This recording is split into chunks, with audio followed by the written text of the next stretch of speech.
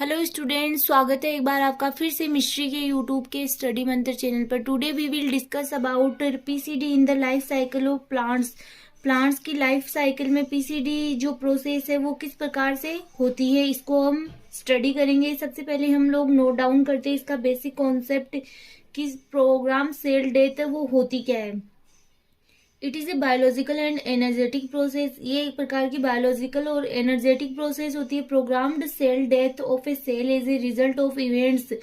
कि program cell death क्या होता है कि बहुत सारी घटनाओं का रिजल्ट होता है इनसाइड ऑफ ए सेल के अंदर की साथ सेल के अंदर की side inside, such as apoptosis और ऑटोफेग। फिर आपके physiological cell death process involved in selective elimination of unwanted tissue. इसके अंतर्गत क्या होता है कि जो अनवांटेड टिश्यू होता है वो धीरे धीरे डेथ की ओर अग्रसर करता है और फिर उसे एक सेलेक्टिव एलिमिनेशन मेथड के द्वारा उसको क्या किया जाता है कि मतलब उसकी डेथ हो जाती है एक प्रकार से। उसे ही कहा जाता है प्रोग्राम सेल डेथ।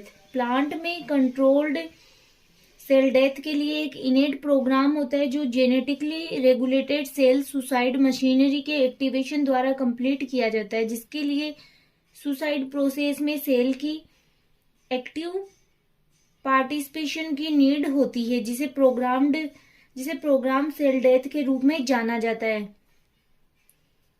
तो ये हो गई आपके definition. In mammals genetically regulated signal transduction dependent programmed cell death process commonly referred to as apoptosis. Next आपके एक और डेफिनेशन नोट डाउन की गई, आप चाहो तो ये भी लिख सकते हो और ये भी लिख सकते हो।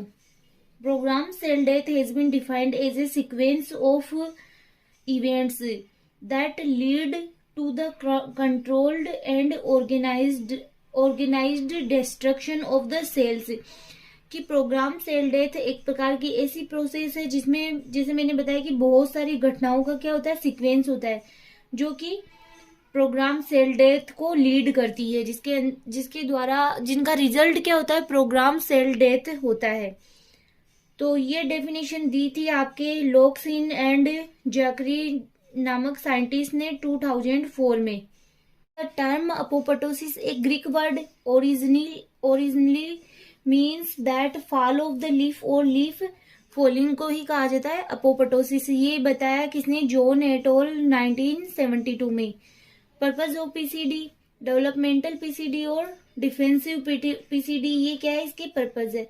Essential for successful development and growth of complex multicellular organism की सक्सेसफुल डेवलपमेंट के लिए आवश्यक होता है क्या, डेवलपमेंटल पीसीडी। वैसे तो एक प्रकार से इसका बेनिफिट भी होता है प्लांट्स के लिए। Regulates the rate of cell division, shaping of cells tissue and organs.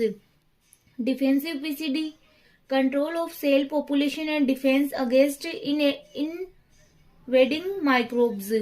PCD की रिक्वायरमेंट उन सेल्स को डिजेनरेट करने के लिए होती है जो ऑर्गेनिज्म की अखंडता के लिए खतरा पैदा करती है। मतलब एक प्रकार से ये क्या है बेनिफिट भी हो रखे हैं इसके, इसीलिए तो ये पर्पज के अंतर्गत आपके पढ़ रहे हैं हम लोग डेवलपमेंटल पीसीडी। तो किस प्रकार से जो सेल डिवीजन है उनको रेगुलेट करता है और किस प्रकार से टिश्यूज ऑर्गन्स है उनका डेवलपमेंट होता है।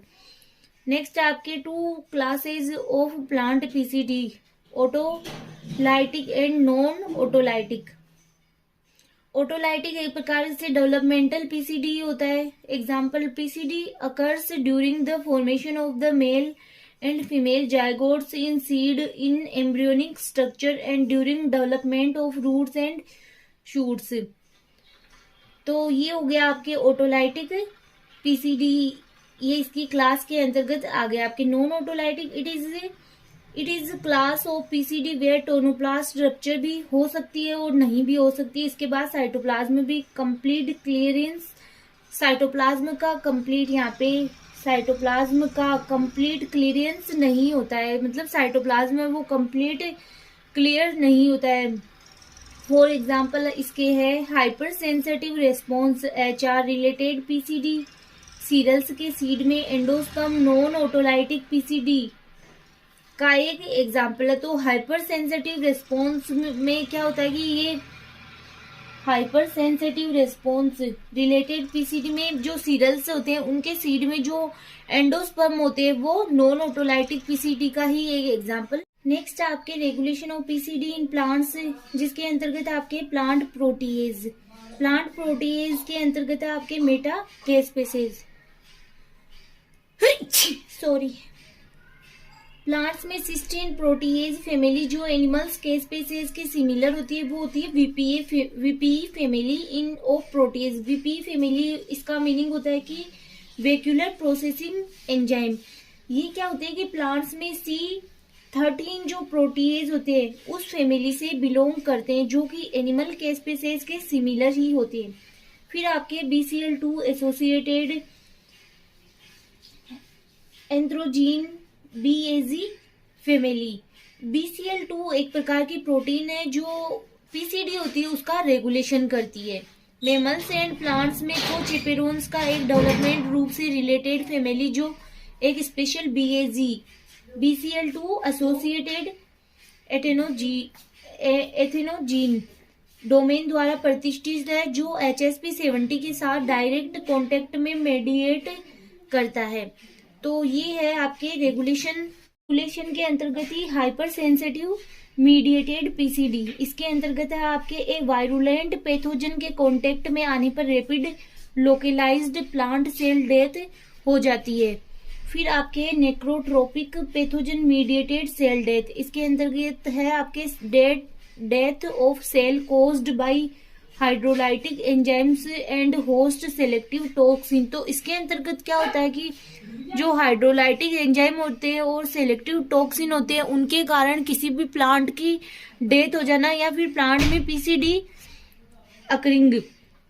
तो ये था आज का आपका टॉपिक। ये आपके टॉपिक लिया गया है यहाँ से, जिसमें कि program cell death, basic concept, type of cell death, PCD in the life cycle of plants. ये टॉपिक यहीं पर ही कंप्लीट होता है। आज के लिए इतना ही। नेक्स्ट लेक्चर में नए टॉपिक के साथ फिर